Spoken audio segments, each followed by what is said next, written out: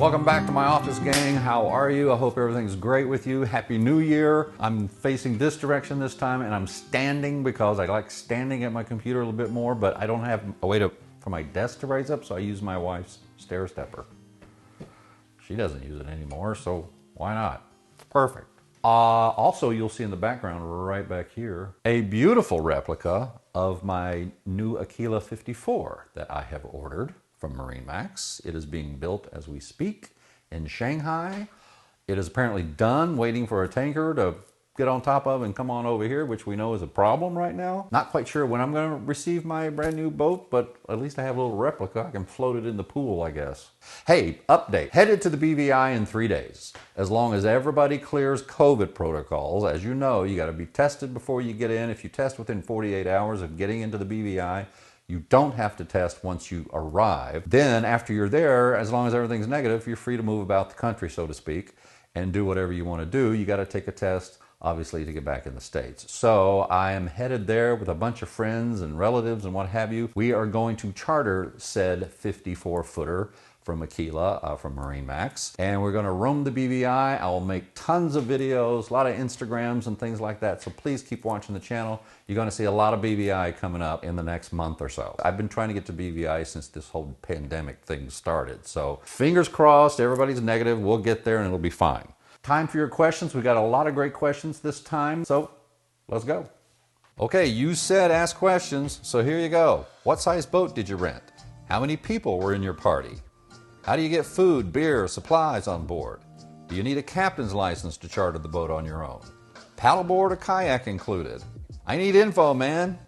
Laugh out loud, thanks. Well, you're about to get some info. All of these questions have been answered in previous videos of mine about charter questions. So all of those questions will be answered in the links below that I put down below. I'll link the other 4 volumes of answering your charter questions, and you can see them all, and all of those questions are answered in those videos. Did you use Wi-Fi on the boat? We'll need to upload home COVID tests, and I heard it's easy. Thanks for your advice. Yes, there's Wi-Fi on the boat. I believe moorings, it's a certain charge. Same thing with MARINEMAX. I'm not quite exactly sure what the charge is. It's minimal. It's $100 for the week, something like that. It's a little spotty, but generally it works. You can also use your phone. Your cell service will work everywhere in the BVI, and you can turn your phone into a little Wi-Fi hotspot if you need to real quick and use it that way. The big reason why you'd want to do it, she mentioned the COVID tests, and that's true. Like example, on the trip I'm about to do, I went to emed.com. emed is a wonderful little place that will send you home COVID tests. And what you do is you take your box of 6 COVID tests or 8 COVID tests, how many people you got, pack them in your suitcase with you, and then a day before you're about to leave and come back to the States, you go online with your phone, your iPad, your laptop, whatever you want to do, and you call up a representative. They come up in video form. They're right there in front of you, and you take your test right in front of them, stick it in the little gadget they give you, and it gives you a negative result, hopefully, and then it goes straight to your phone and you're ready to go. And you can do it right there in your boat. You don't have to go find a place to get the thing stuck up your nose and get your test. So the Wi-Fi on board is really important right now, simply because of that one little feature and that one little task that you have to do in order to just get back home, right? So yes, Wi-Fi is available on board. How do you provision? Do you buy the groceries yourselves? Moorings versus MARINEMAX, I believe I talked about provisioning. And yes, you can do it either way. You can get there and go to the grocery store. I've talked about this before. Or you can provision. I've kind of narrowed it down now because I've done this so many times. To me, Bobby's provisioning is the best on the island. Bobby's provisioning. And they'll take it anywhere. They'll bring it to you anywhere. And their form, it's a little Excel form that works perfectly. They're accurate, they're quick, they're spot on. I recommend Bobby's provisioning. Is a water maker necessary on board my charter? My wife thinks it is, me not so much. Well, of course you don't think it is. You're a guy. Trust me, if you want the ladies to be really happy, get a boat with a water maker on it. Because why? They'll never run out of water. They can take as long a shower as they want to take. They can wash their hair as long as they want to wash their hair. Trust me, it's worth it. Now, what's a water maker? Basically, a water maker takes the water from underneath your boat, salt water, desalinization, makes it fresh water. Now, you're like, ooh, do I want to drink that? I'm telling you, it's just as good as bottled water. Maybe it's not, I don't know, but I don't mind it. I like it a lot. And so a water maker also helps so that when you stop for fuel, you don't also have to stop for water. If you have a lot of ladies or kids who use a lot of water, a water maker is fabulous. MARINEMAX with their Aquilus do not charge extra for it. Others may. I don't know if any of the moorings have water makers on them. The 53 footer probably does. I'm not quite sure. I'd have to check on that. I've seen a lot of people, instead of taking showers, get a bar of soap and just jump in the ocean right next to the boat and suds up that way. So there are a lot of different ways to skin that cat and get clean and what have you, but a water maker on board just helps. Can our 8 adults easily fit into a charter's dinghy? Well, I'm not trying to get personal here. How big are your adults? It's the truth. We've put 8 people on a dinghy several times. Some people were comfortable with it, some weren't, because you're hanging off every edge of the dinghy with 8 adult people. I remember the last time we had 8 adults, I think we generally took 2 trips because people just weren't comfortable with 8, because it is a lot of people and a lot of weight, depending on how far you're going, obviously. If it's just right there, that's easier. If it's a little bit further away, maybe you want to take 2 trips, I don't know. And also the dinghy's sizes vary depending on the size vessel you have. Anything from a 43 footer up to the 54 footer or beyond or what have you are going to have a really nice sized dinghy, right? I know the 36 footers in the Aquila line, those dinghies are tiny, like only 4 people. It does vary depending on which vessel you get. The original question is do 8 adults fit in it? Yes, it does. It depends on how comfortable you are with how little space there will be when all 8 of you are in there. Tell me, how should we pack for our charter? This is a really great question because the first time I took my nieces and my daughter and what have you, those gals packed to the nines. Heels and all sorts of ridiculous things. Don't pack any of it. You need a swimsuit or 2, and you need a bunch of shorts. Girls, maybe like a sundress, something like that. Look, pack it all in a really tight little bag that you can roll on. You don't need a big suitcase because you're just gonna wear the same thing every day. I always take like 4 or 5, just kind of like Tommy Bahama type shirts, and then just shorts. I never put on long pants the entire time I'm there. So it's just shorts, swim trunks, and t-shirts. I'm done. So whatever the equivalent of that is for a lady, that's what you should pack. Really, pack as lightly as possible. You're not going to need a lot of clothes.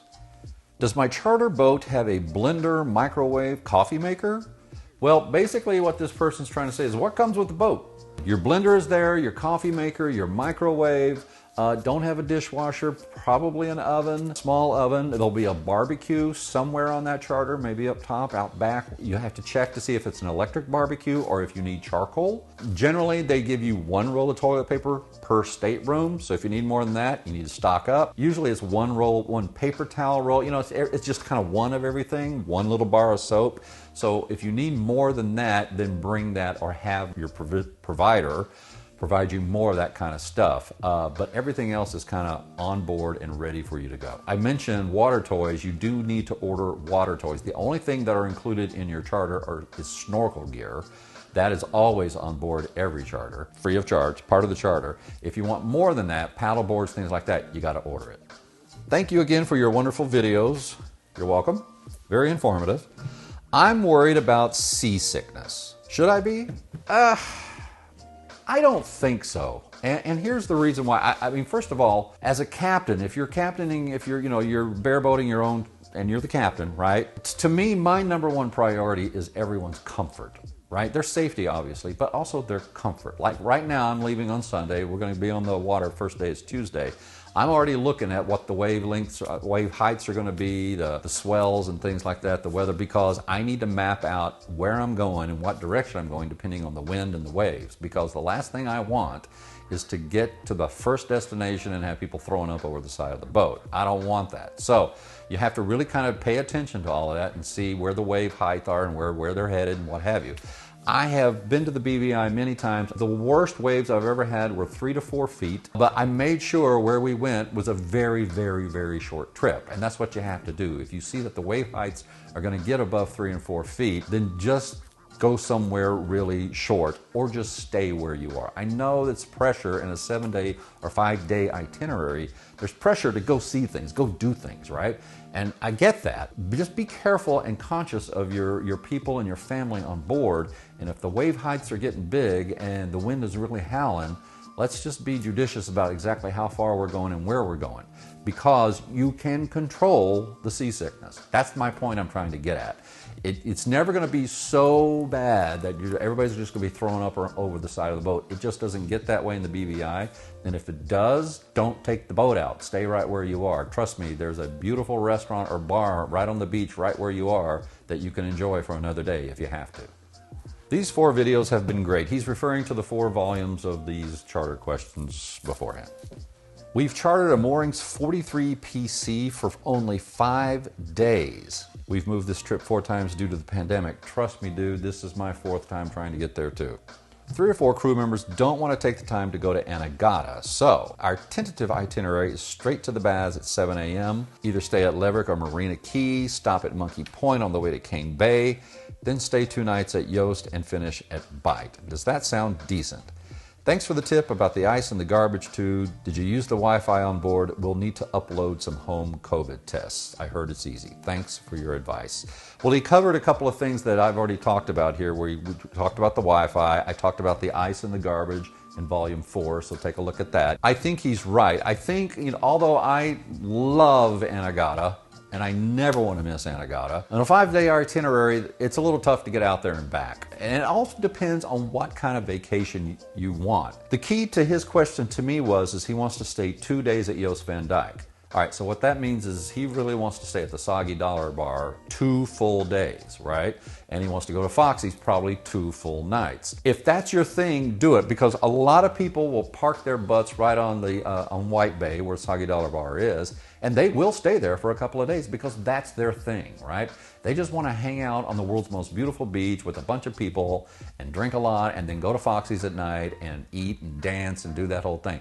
If that's your thing, spend 2 days at Joost Van Dyke. That's kind of not my thing. I like going 1 day, a day and a half maybe, and then I like going somewhere else. Especially in a 5-day itinerary, I would cut bait after a day and a half and go somewhere else. But if that's what you like and that's what you want to do, go ahead. It's your charter. You do and go wherever you want to go. But yes, Anegada is a little bit of a hike for a 5-day itinerary. Okay, that's it. Quick and easy. Look, again, I'm taking off for the BVI in a couple of days. I'm going to start doing some YouTube short stories. I have these little short story things that I'm just now catching up on. I'll do a bunch of those while I'm in the BVI, and of course I'll make a couple of great videos about our trip there when I get back and when I get home. So thank you. Have a happy and safe 2022. See you out on the water.